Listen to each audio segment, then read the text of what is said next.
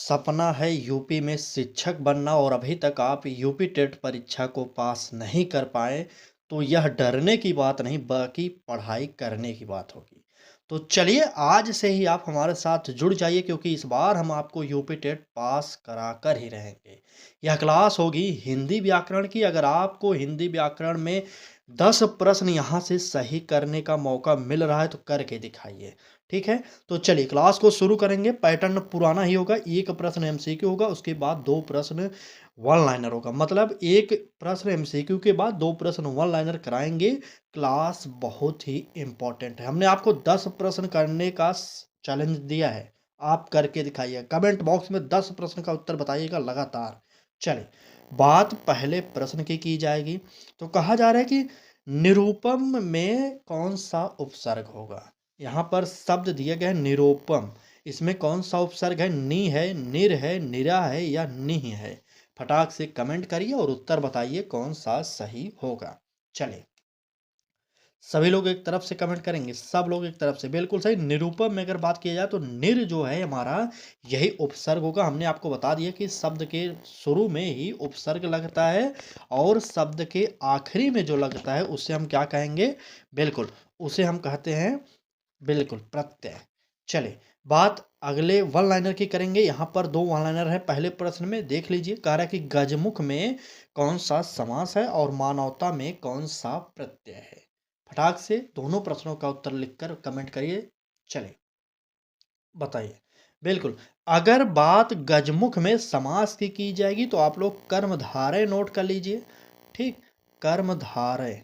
यहाँ पर ये हो जाएगा मानवता में ता प्रत्यय है, इसको भी आप लोग नोट कर लीजिए क्योंकि प्रश्न बहुत ही इम्पोर्टेंट है। आगे आइए देखते हैं अगला प्रश्न क्या कह रहा है। जो परिश्रम करता है वह सफल होता है। यह वाक्य क्या है? सरल है, संयुक्त है, मिश्र है, आज्ञार्थक है। फटाक से कमेंट करिए प्रश्न संख्या 2 का उत्तर क्या होगा आपके अकॉर्डिंग। चलिए, बिल्कुल, जो परिश्रम करता है वह सफल होता है, तो ज़ाहिर-सी बात है मिश्र वाक्य हो जाएगा। सी वाला ऑप्शन सही करेंगे और आगे आएँगे देखेंगे वन लाइनर क्या कह रहा है हमारा। दुर्बल में कौन-सा उपसर्ग है? तो आपको दुर्बल में दुर उपसर्ग नोट कर लेना चाहिए। राजकुमार शब्द में कौन-सा समास है? अगर ये पूछा जाए तो तत्पुरुष समास यहाँ पर नोट करिए।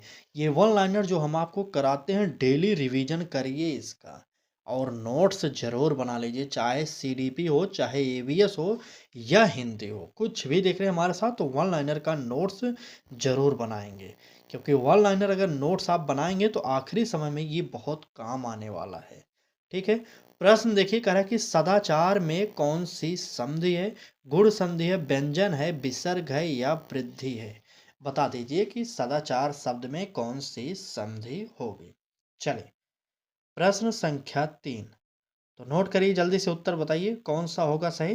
तो सदाचार में अगर बात की जाए संधि की तो सदाचार में हो जाएगा व्यंजन संधि। बी वाला ऑप्शन सही होगा।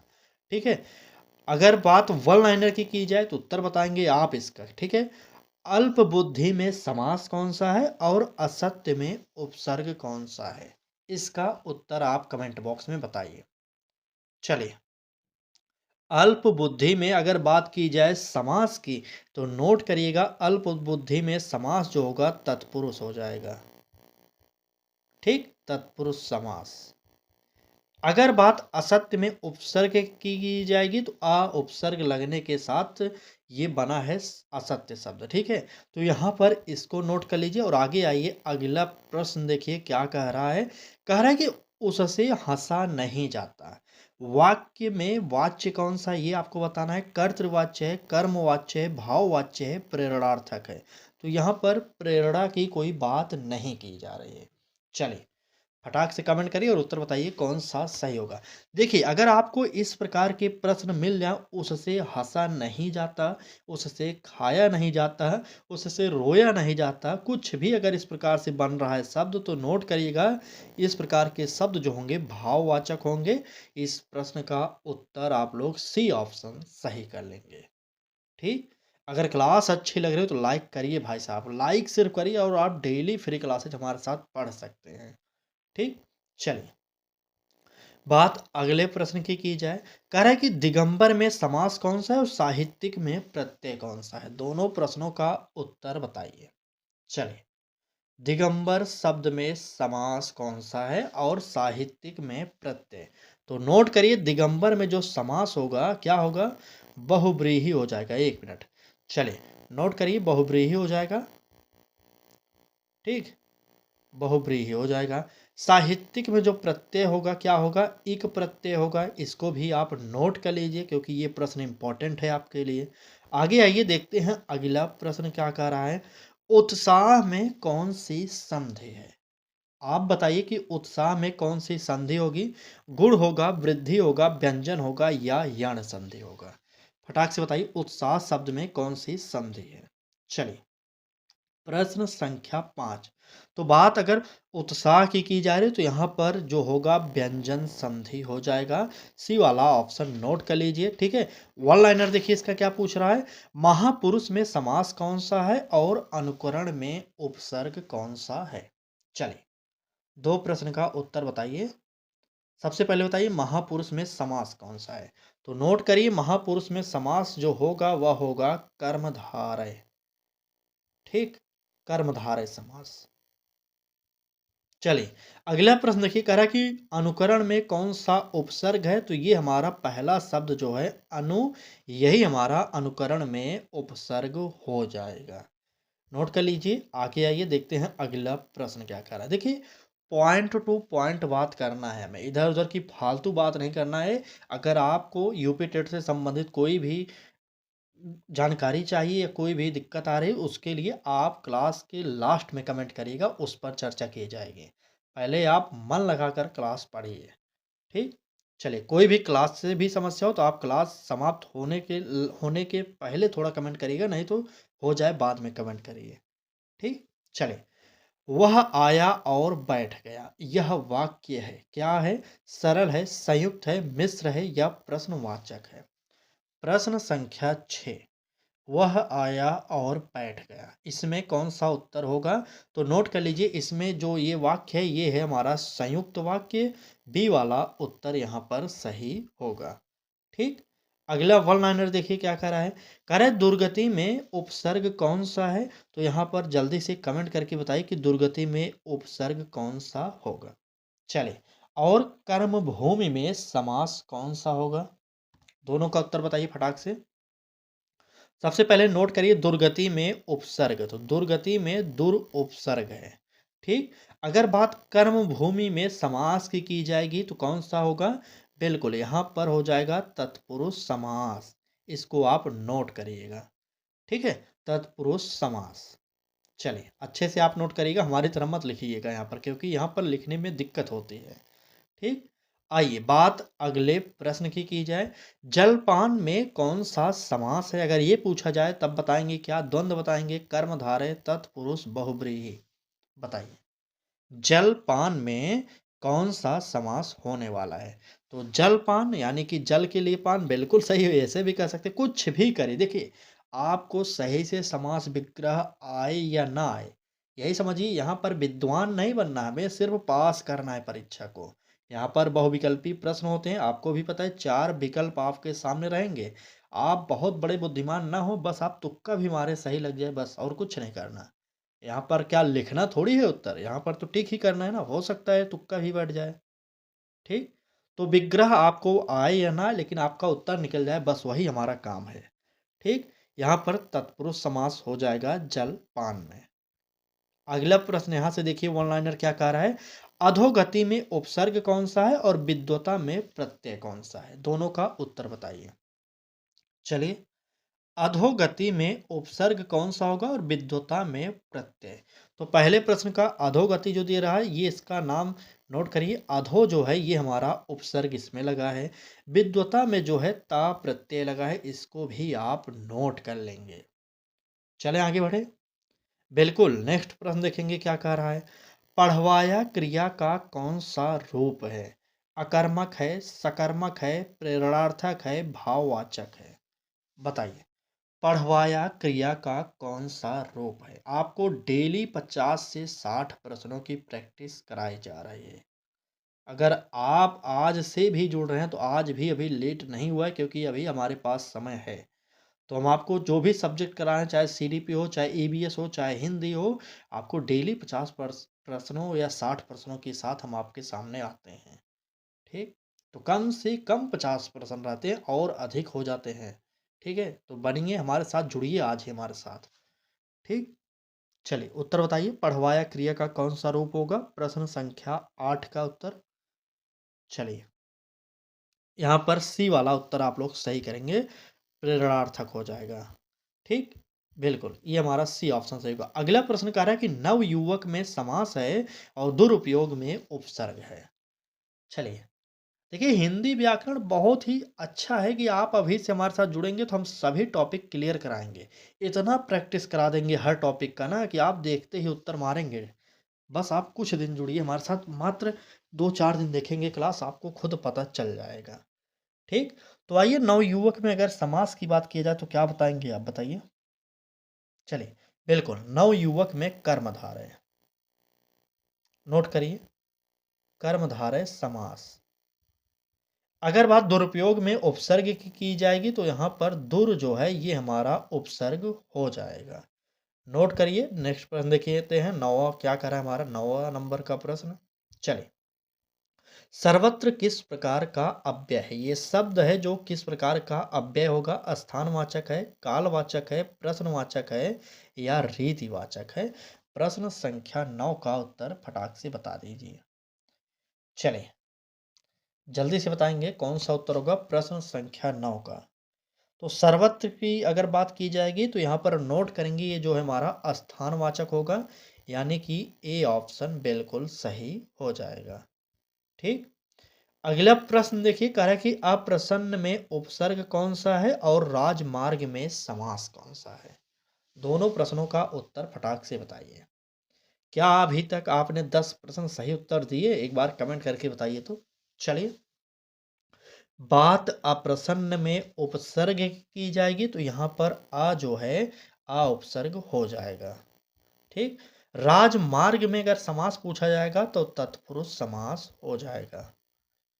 राजमार्ग, राजा के लिए मार्ग, बिल्कुल। चलिए, प्रश्न संख्या 10, और अभी तक आप लोग 9 प्रश्न एमसीक्यू के पढ़ चुके हैं और 18 प्रश्न वन लाइनर को कुल मिलाकर 27 प्रश्न आप पढ़ चुके हैं। तो सोचिए 10 से 12 मिनट हुए अभी हुए होंगे और आपको 27 प्रश्न मिल गए। तो इनको बनाने में बड़ी मेहनत लगती है। थोड़ा सा एक बार लाइक करके क्लास को शेयर करिए बस आप लोग। ठीक? और आपसे कुछ भी नहीं मांग रहे हैं। चलिए, बात प्रश्न की जाएगी। कहा जा रहा है कि दुःसाहस में कौन सी संधि है? बात दुःसाहस की जा रही है। ए ऑप्शन कह रहा है कि गुण संधि, बी ऑप्शन विसर्ग संधि, सी ऑप्शन वृद्धि संधि और डी ऑप्शन यण संधि। प्रश्न में ही आपको उत्तर मिल जाएगा, क्योंकि ये प्रश्न अच्छा है और थोड़ा सरल भी है। तो बिल्कुल सही, दुःसाहस की बात किया जा रहा है तो यहाँ पर विसर्ग संधि हो जाएगा। बी वाला ऑप्शन हमारा सही होगा। ठीक? अगला प्रश्न वन लाइनर देखिए, नीलकंठ में समास कौन सा है और स्वदेश में उपसर्ग कौन सा है? दोनों का उत्तर फटाक से कमेंट बॉक्स में बताइए। बिल्कुल, आपको टॉपिक वाइज प्रैक्टिस सेट भी हम कराएंगे। ठीक? चलिए, नीलकंठ में समास की अगर बात की जाएगी तो कौन सा होगा? जल्दी से बताइए, प्रश्न संख्या 10 का उत्तर क्या होने वाला है? बिल्कुल, नीलकंठ में नीला है कंठ जिसका, अर्थात हमारे महादेव की बात की जा रही है तो बहुब्रीहि करेंगे। ठीक? बहुब्रीहि समास। चलिए, अगला प्रश्न कह रहा है कि स्वदेश में उपसर्ग कौन सा है? तो स्वदेश में स्व जो शब्द दिया गया है ये हमारा उपसर्ग हो जाएगा। चलिए, नेक्स्ट प्रश्न देखिए क्या कह रहा है। यदि तुम पढ़ोगे तो उत्तीर्ण हो जाओगे, यह वाक्य है, कौन सा है? बताइए। सरल, संयुक्त, मिश्र या आज्ञार्थक? प्रश्न संख्या 11 और आप इसका उत्तर फटाक से बताएंगे। चलिए, सब लोग एक तरफ से कमेंट करिए और उत्तर बताइए कौन सा यहाँ पर सही होगा। चलिए, बिल्कुल सही, प्रश्न संख्या 11 का उत्तर कुछ लोग ए भी दे रहे हैं, कुछ लोग बी भी, कुछ लोग सी भी, मिला जुला उत्तर बता रहे हैं। चलिए, यहाँ पर सरल नहीं है और आज्ञार्थक नहीं है। अब आप बताइए बी और सी में से कौन सा उत्तर होगा? चलिए, तो बिल्कुल सही, यहाँ पर संयुक्त ना होकर के यहाँ पर होगा मिस्र। तो नोट कर लीजिए, यदि तुम पढ़ोगे तो उत्तीर्ण होगे, यह जो शब्द है यह मिस्र है। आप भी समझ जाइए, अगर आप आज अभी पढ़ाई कर रहे हैं तो यकीन मानिए इस बार यूपी टेट में 110 प्लस का टारगेट हमारा पूरा होगा। क्यों? क्योंकि हमने टारगेट बनाया आपको 110 नंबर दिलाना है। ठीक? चलिए, बात वन लाइनर प्रश्न की जाएगी। तो कह रहा है कि असमान में उपसर्ग कौन सा है, और अगला प्रश्न कह रहा है दूसरा वन लाइनर कि महाशक्ति में समास कौन सा है। दोनों प्रश्नों का उत्तर बताइए। चलिए, प्रश्न संख्या 11 है ना, बिल्कुल, प्रश्न संख्या 11 का उत्तर बताएंगे। असमान में आ उपसर्ग है। अगर महाशक्ति की बात की जाएगी तो महाशक्ति में कर्मधारय समास हो जाएगा। ठीक है, कर्मधारय समास होगा। यहाँ से इसको नोट करिए। चलें आगे बढ़ते हैं, देखते हैं हमारा अगला प्रश्न क्या कह रहा है। ठीक, आइए, तेजस्वी में प्रत्यय कौन सा है? अगर आपसे ये प्रश्न पूछा जाए तो आप क्या बताएंगे? स्व है, ई है, वी है या वी है? बड़ी छोटी दोनों को ध्यान रखिएगा आप लोग। चलिए, प्रत्यय शब्द के लास्ट में लगता है, आपको ये पता हो गया होगा। बिल्कुल, यहाँ पर बड़ी ई वाला होगा हमारा वी, ये आप जानते रहेंगे। सी वाला उत्तर सही हो जाएगा। ठीक, आइए वन लाइनर देखिए। अनुपस्थित में उपसर्ग कौन सा है और लोकहित में समास कौन सा है? फटाक से बताएंगे जल्दी से। प्रश्न संख्या 12 का वन लाइनर बताइए। चलिए, बात अनुपस्थिति की जा रही है तो यहाँ पर अनु उपसर्ग हो जाएगा। अगर बात लोकहित की जाएगी तो यहाँ पर तत्पुरुष समास हो जाएगा। ठीक, बिल्कुल, तत्पुरुष समास यहाँ पर जानते रहिएगा। चलिए, आइए आगे बढ़ते हैं, देखते हैं हमारा 13वां प्रश्न क्या कह रहा है। वह पढ़कर चला गया। पढ़कर क्या है इसमें? समुच्चय बोधक है, संबंध बोधक है, कृदंत अव्यय है या क्रिया विशेषण है? फटाक से बताइए प्रश्न संख्या 13 का उत्तर। वह पढ़कर चला गया। पढ़कर शब्द क्या होगा? तो ये हमारा जो शब्द होगा ये होगा क्या? कृदंत अव्यय। ठीक, कृदंत अव्यय नोट कर लीजिए, सी वाला ऑप्शन। आगे आइए, अगला वन लाइनर देखिए। कह रहा है कि दुराचार में उपसर्ग कौन सा है? तो आप क्या बताएंगे? जल्दी से बताइए। और अल्पज्ञ में समास कौन सा है? चलिए, दोनों प्रश्नों का उत्तर बताइए फटाक से। बिल्कुल, तो यहाँ पर दुराचार में अगर पूछा जाए उपसर्ग की तो यहाँ पर दुर शब्द जो है ये उपसर्ग हो जाएगा। और अल्पज्ञ में अगर समास पूछा जाए तो अल्पज्ञ में बहुब्रीहि समास हो जाएगा। ठीक, बहुब्रीहि समास हो जाएगा, नोट कर लीजिए। चलिए, प्रश्न संख्या 14 देखिए। कह रहा है कि बालक द्वारा पत्र लिखा गया वाच्य है। क्या है? कर्तृवाच्य है, कर्मवाच्य है, भाववाच्य है या मिश्र है? फटाक से बताइए, बालक द्वारा पत्र लिखा गया। प्रश्न संख्या 14, बिल्कुल, बालक द्वारा अगर पत्र लिखा गया तो कहीं ना कहीं कर्मवाच्य यहाँ पर हो रहा है। बी वाला ऑप्शन बिल्कुल सही हो जाएगा। ठीक, आइए वन लाइनर देखते हैं क्या कह रहा है। निराश्रित में उपसर्ग कौन सा है और चक्रपाणि में समास कौन सा है? दोनों प्रश्नों का उत्तर बताइए। चलिए, निराश्रित की बात करें पहले। बिल्कुल, चलिए, निराश्रित में निर उपसर्ग होगा। चक्रपाणि में अगर बात किया जाए तो चक्रपाणि में जो है बहुब्रीहि समास हो जाएगा। ठीक, निराश्रित में निर उपसर्ग है और चक्रपाणि में बहुब्रीहि समास हो जाएगा। अगला प्रश्न देखिए, 15 नंबर का क्या पूछा जा रहा है इसमें। कह रहा है कि कदाचित किस प्रकार का अव्यय है? कालवाचक है, स्थानवाचक है, रीतिवाचक है, प्रश्नवाचक है? चलिए, कदाचित किस प्रकार का अव्यय है? प्रश्न संख्या 15।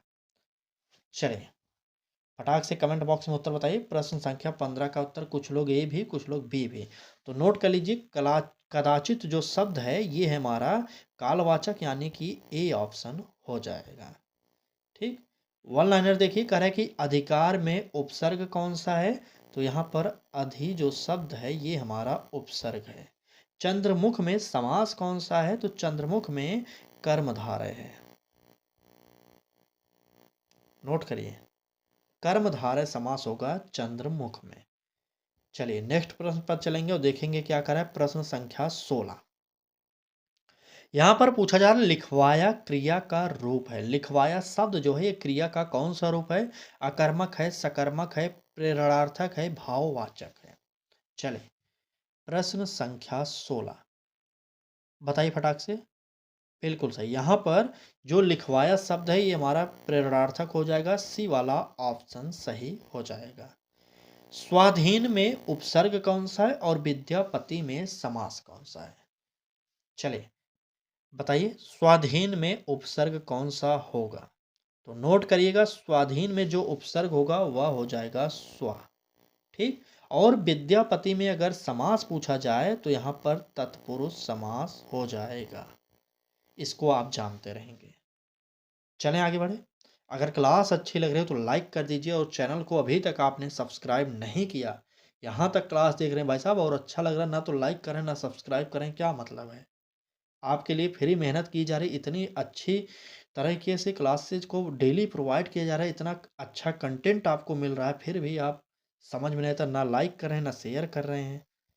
चलिए फिलहाल पढ़ाई करिए बस आप डेली हमारे साथ जुड़िए और पढ़ाई करिए। बाकी लाइक करिए या ना करिए, कुछ करिए ना करिए, लेकिन पढ़ाई करिए। क्लास को डेली देखा करिए सुबह में। ठीक। चलिए बात आज के प्रश्न की आखिरी की। ठीक है, ये आखिरी एमसीक्यू है। देखिए क्या कह रहा है, सर्वज्ञ में कौन सा समास है? बहुब्रीहि है, द्वंद्व है, कर्मधारय है या तत्पुरुष है? बता दीजिए। सर्वज्ञ आखिरी एमसीक्यू है आज का। तो यहाँ पर कुछ लोग यहाँ पर बहुब्रीहि बता रहे हैं, बिल्कुल यही उत्तर हमारा सही हो जाएगा। बहुब्रीहि ए वाला ऑप्शन नोट कर लीजिए। अनुशासन में उपसर्ग कौन सा है और कर्मयोगी में समास कौन सा है? फटाक से बताइए इस प्रश्न का उत्तर। तो यहाँ पर अनुशासन में अनु जो शब्द है ये हमारा उपसर्ग होगा। ठीक। और कर्मयोगी में समास अगर आपसे पूछा जाए तो यहाँ पर तत्पुरुष बता दीजिएगा। ठीक। तत्पुरुश समास। तो आज की क्लास में आपको 17 प्रश्न एमसीक्यू और 34 प्रश्न जो है वन लाइनर प्रोवाइड किए गए हैं।